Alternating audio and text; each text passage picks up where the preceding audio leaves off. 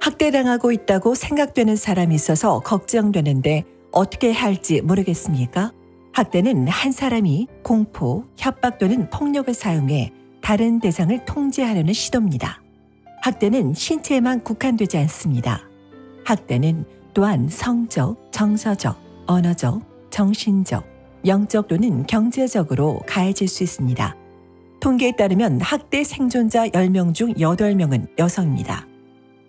연령, 소득 집단, 인종, 종교, 능력, 성적 지향, 성 정체성 또는 교육 수준과 관계없이 모든 여성이 학대의 피해자가 될 수 있습니다.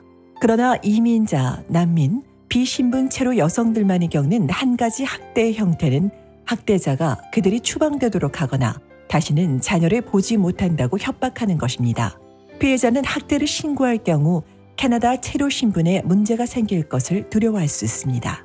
당신은 이웃, 친구 또는 가족에게 온타리오 법률구조협회에 전화하라고 알려줄 수 있습니다. 변호사들은 체류 신분과 관계없이 학대 피해 여성에게 2시간 동안 무료로 법적 조언을 제공할 것입니다. 여성 학대의 징후를 파악하고 친구, 가족 구성원 또는 이웃일 수 있는 이러한 여성들을 어떻게 도울 수 있는지 아는 것이 중요합니다. 상황을 파악하고 그 상황을 대처하는 것, 그리고 전문가에게 의뢰를 하는 것이 중요합니다. 첫째, 여성 학대의 징후를 알아채야 합니다.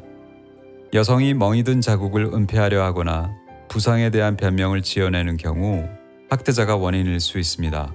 또한 배우자의 공격적인 행동 변명하기, 친구와 가족으로부터 거리두기, 슬프거나 외로워 보임, 남들과 어울리기를 꺼림, 두려워 보임 등 명백히 가려내기 어려운 징후들도 있습니다.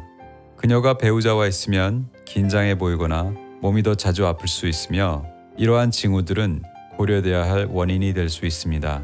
다음과 같은 경우 여성이 더 위험할 수 있습니다.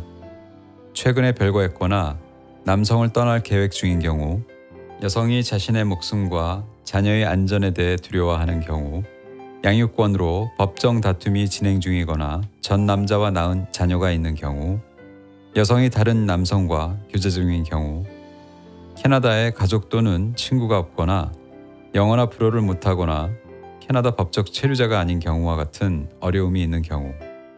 학대의 징후를 알아챈 후 어떻게 대응해야 할까요? 반드시 여성이 혼자 있을 때 이야기를 나누십시오. 여성이 걱정된다며 현재 일어나고 있는 일들은 그녀의 잘못이 아니라고 말해주십시오. 여성이 배우자를 떠날 것을 고려 중인 경우 안전계획을 세우기 위해 여성폭력 대피 지원기관에 연락하십시오. 학대 상황에서 벗어나려는 것은 학대 생존 여성에게 가장 위험하고 위태로운 상황 중 하나이므로 도움을 받는 것이 중요합니다. 여성에게 집에서 안전함을 느끼는지 묻고 작은 가방에 중요한 서류와 물품을 넣어 당신의 집에 보관하기를 권하십시오. 여성이 이에 대해 이야기하기를 거부해도 속상해하지 마십시오.